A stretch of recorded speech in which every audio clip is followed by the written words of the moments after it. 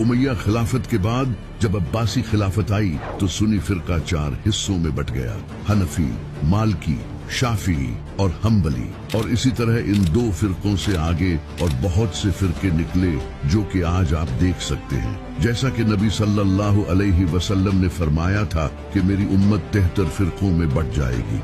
हजरत उमर की वफात के बाद इस्लाम का अगला खलीफा हजरत उस्मान रज़ियल्लाहु ताला अन्हा को चुना गया। हजरत उस्मान के दौर में हजरत उमर की तरह मुसलमानों ने अपनी बढ़ती हुई ताकत को जारी रखा। मुसलमानों ने इजिप्ट को फतह करने के बाद नॉर्थ अफ्रीका पर भी रोमन एम्पायर का कंट्रोल कमजोर कर दिया। अब्दुल्ला बिन साद रज़ियल्लाहु ताला अन्हा फौज के साथ अफ्रीका में एंटर हुए और वहां के रोमन दस्तों और लोकल कबीलों से मुकाबला किया और इन तमाम हिस्सों को फतह कर लिया।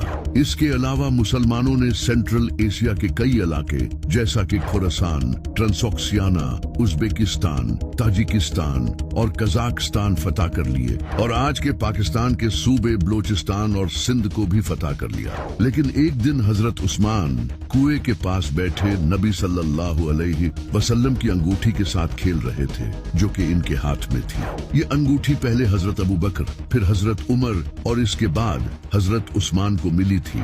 जब हजरत उस्मान इस अंगूठी से खेल रहे थे तो वो अंगूठी गलती से इनके हाथ से कुएं में गिर गई और इस दिन के बाद से मुसलमानों में फितने शुरू हो गए। हजरत उस्मान ने पूरे कुएं को खाली करवाया लेकिन वो अंगूठी नहीं मिली। हजरत उस्मान रज़ियल्लाहु ताला अन्हा ने कुछ बहुत ही बुरे फैसले लिए। उन्होंने अपने रिश्तेदारों को नवाजना शुरू कर दिया, जैसा कि हजरत उस्मान ने अपने सौतेले भाई अब्दुल्ला बिन साद को इजिप्ट का गवर्नर बना दिया और मुआविया को सीरिया का गवर्नर बना दिया। यहाँ तक कि उन्होंने अपने एक और सौतेले भाई वलीद बिन उकबा को कूफा का गवर्नर बना दिया, जिसने एक दिन शराब पीकर नमाज पढ़ाई। इस तरह हुकूमत में ऐसे बहुत से गवर्नर आ गए थे जो कि ईमानदार नहीं थे और माल को सही तरीके से खर्च नहीं करते थे। जब इमाम अली अलैहिस्सलाम को इसका पता चला तो आपने नबी सल्लल्लाहु अलैहि वसल्लम की लिखी हुई एक तहरीर हजरत उस्मान के पास भेजी और कहा कि आप अपने गवर्नर को इस तहरीर के मुताबिक माल तकसीम करने का हुक्म दें। हजरत उस्मान ने आगे से कहा कि मुझे इसकी कोई जरूरत नहीं।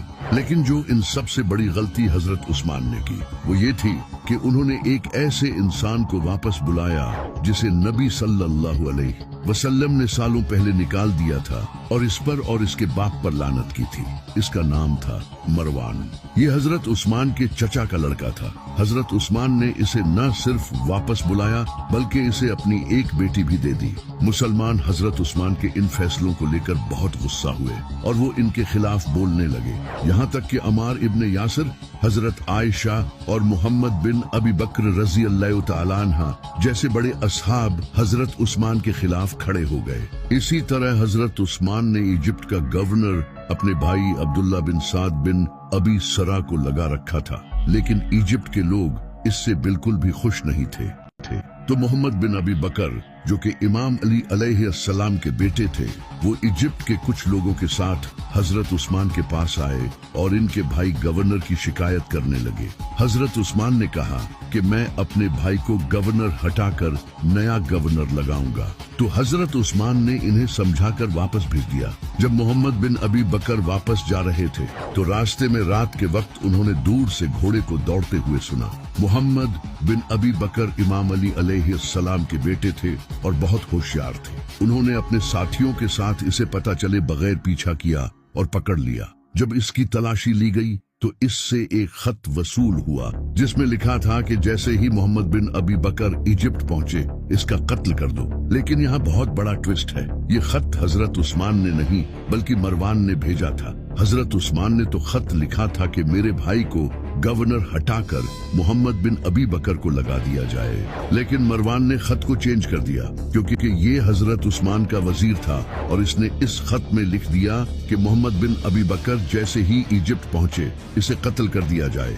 लेकिन मोहम्मद बिन अबी बकर और इनके साथियों को लगा कि ये खत हजरत उस्मान ने भेजा है इन्हें जान से मारने के लिए। तो मोहम्मद बिन अबी बकर अपने साथियों के साथ वापस मदीना आए और उन्होंने हजरत उस्मान के घर को घेर लिया और इनका खाना पानी बंद कर दिया। हजरत उस्मान ने कहा कि मैंने ये खत नहीं भेजा, लेकिन इनकी बात का किसी ने यकीन नहीं किया। हजरत उस्मान के खिलाफ हजारों लोग थे, क्योंकि वो सब उनके फैसलों से गुस्सा थे। इमाम अली अलैहिस्सलाम ये मसला पीसफुली हल करने की कोशिश करते रहे, लेकिन मुसलमानों ने इनकी बात नहीं मानी। वो चाहते थे कि हजरत उस्मान खिलाफत छोड़ दें, तो इमाम अली अलैहिस्सलाम ने अपने बेटे हसन और हुसैन को हजरत उस्मान की हिफाजत के लिए खड़ा कर दिया। लेकिन हजरत उस्मान के रिश्तेदारों में से कोई भी नहीं आया इन्हें बचाने के लिए। कुछ दिनों तक ये प्रोटेस्ट जारी रहा, लेकिन एक दिन कुछ लोग हजरत उस्मान के घर में घुस गए और उन्होंने हजरत उस्मान को शहीद कर दिया। लेकिन आज तक किसी को नहीं पता कि किसने हजरत उस्मान को शहीद किया था।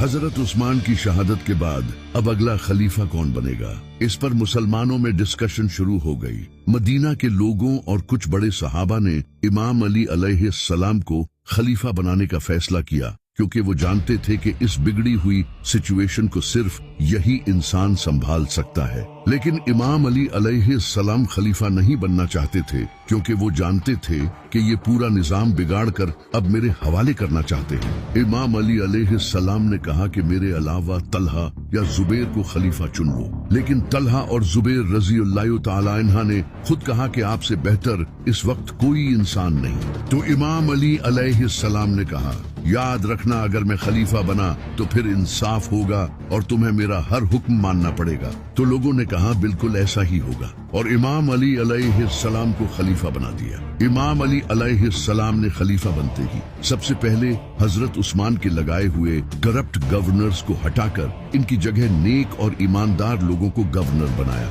और करप्शन को खत्म किया जो कि पिछले गवर्नर करते आ रहे थे, और खजाने को अच्छे से मैनेज किया ताकि माल ईमानदारी के साथ तकसीम किया जा सके। इस तरह इमाम अली अलैहिस्सलाम इस बिगड़े हुए निजाम को ठीक करने लगे। लेकिन हजरत आयशा, तलहा और जुबैर रज़ियल्लाहु ताला अन्हा ने इमाम अली अलैहिस्सलाम से कहा कि वो हजरत उस्मान के खून का बदला ले।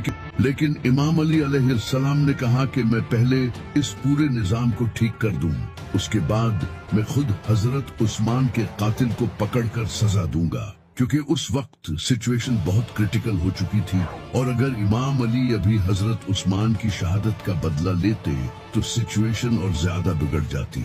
लेकिन हजरत आयशा, तलहा और जुबैर ने इमाम अली अलैहिस्सलाम की बात नहीं मानी और वो बसरा की तरफ रवाना हो गए ताकि वहां से एक फौज लेकर इमाम अली अलैहिस्सलाम के खिलाफ जंग कर सके। इस पर अम्मार इब्ने यासिर रज़ियल्लाहु ताला अन्हा ने एक खुतबा दिया। अम्मार इब्ने यासिर ने कहा, नबी सल्लल्लाहु अलैहि वसल्लम की बीवी आयशा बसरा की तरफ रवाना हो चुकी है, जो दुनिया और आखिरत में तुम्हारे नबी की बीवी है। अब अल्लाह तुम्हें आजमाना चाहता है कि तुम आयशा की इताअत करते हो या अल्लाह की, क्योंकि अली की इताअत अल्लाह की इताअत है। और ये खुतबा देने वाला शख्स अम्मार इब्ने यासिर वही इंसान था जिसके बारे में नबी सल्लल्लाहु अलैहि वसल्लम ने फरमाया था कि अम्मार सिर से पांव तक ईमान से भरा हुआ है। जब इमाम अली अलैहिस्सलाम को इसका पता चला कि हजरत आयशा, तलहा और जुबैर रज़ियल्लाहु ताला अन्हा बसरा में इनके खिलाफ फौज जमा करने गए हैं, तो इमाम अली अलैहिस्सलाम उन्हें समझाने के लिए कूफा से बसरा गए ताकि ये मसला पीसफुली हल हो सके। लेकिन हजरत आयशा ने इनकी बात नहीं मानी, जबकि इमाम अली का हजरत उस्मान के खून का बदला लेना बनता भी नहीं था, क्योंकि हजरत उस्मान तो इमाम अली के खलीफा बनने से पहले शहीद हुए थे। और दूसरी बात ये कि हजरत उस्मान के खिलाफ बगावत हुई थी, न कि किसी एक इंसान ने उन्हें शहीद किया था, और ये भी नहीं पता था कि कातिल कौन है। और तीसरी बात ये कि अगर इमाम अली अलैहिस्सलाम हजरत उस्मान के खून का बदला न भी लेते तो ये भी इनका हक था, क्योंकि खलीफा ऐसा बिल्कुल कर सकता है। लेकिन हजरत आयशा, तलहा और जुबैर ने उनकी बात नहीं मानी, उल्टा उनके खिलाफ बगावत शुरू कर दी, जबकि कुरान में आया है कि अपने अमीर की इताअत करो, और कुरान में अल्लाह ने फरमाया है कि जब कोई मुसलमानों का गिरोह बगावत करे तो इसके खिलाफ क़िताल करो। اور جیسا کہ نبی صلی اللہ علیہ وسلم نے فرمایا تھا کہ قرآن علی کے ساتھ ہے اور علی قرآن کے ساتھ، تو بس پھر امام علی علیہ السلام کوفہ واپس آ گئے تاکہ انہیں روکنے کے لیے فوج تیار کر سکے۔ جب حضرت